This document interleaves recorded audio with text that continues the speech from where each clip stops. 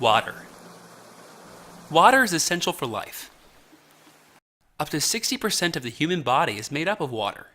We rely on water for crops, transportation, recreation, and even power. For these reasons and more, water is a good thing. In fact, the same water has been supporting life since the beginning, eternally cycling through the air, land, and bodies of water. So, my glass of tap water is the same water which was around at the time of the dinosaurs? Yes, this process is known as the hydrological cycle, which is the cycle in which water evaporates from bodies of water and land surfaces. It is then carried through the atmosphere as water vapor to precipitate as rain or snow.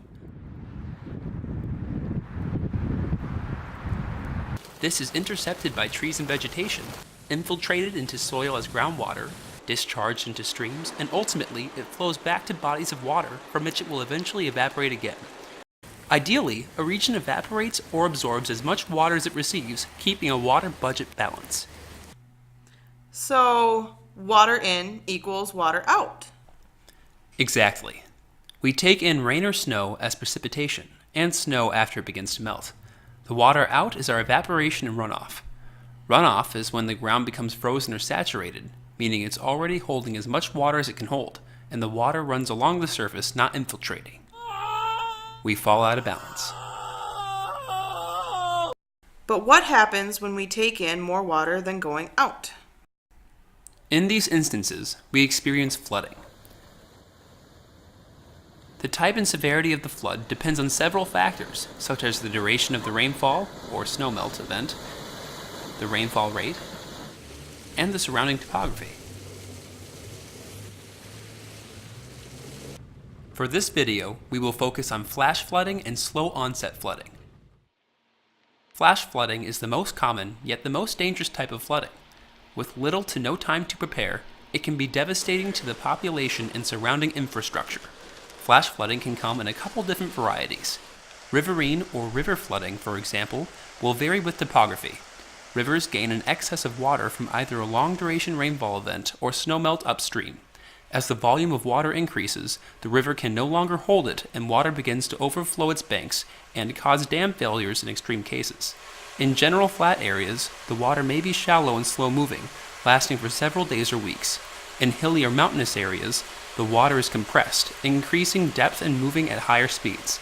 It is important to know what kind of topography you live on to better prepare for the type of flooding that can occur in your area.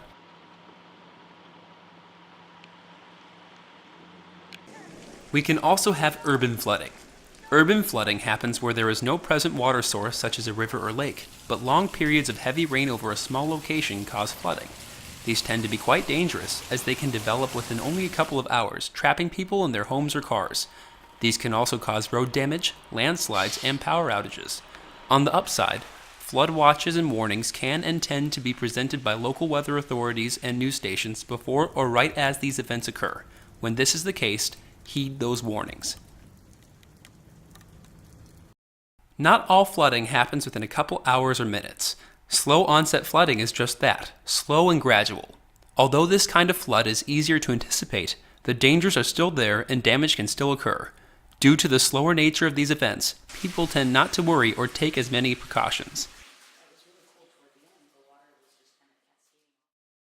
Slow onset is a longer duration event spanning a week, a month, or more. This can be caused by dam leaks, larger tropical systems such as hurricanes and typhoons, or snowmelt in the spring. It takes days for peak flooding to occur, but the water takes much longer to recede. These flood events tend to be more costly than deadly. With water levels remaining high for long periods of time, damage to infrastructure and property is the biggest threat.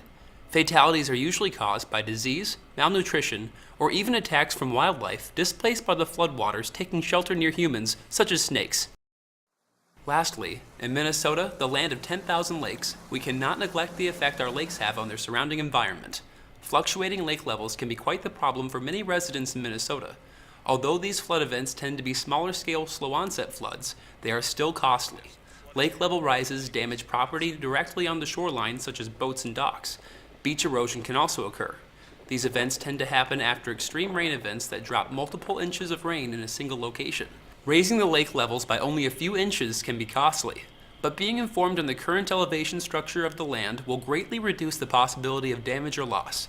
By planning ahead and contacting local floodplain authorities, DNR, or FEMA, you can get to know your risks and learn how to plan ahead for your area.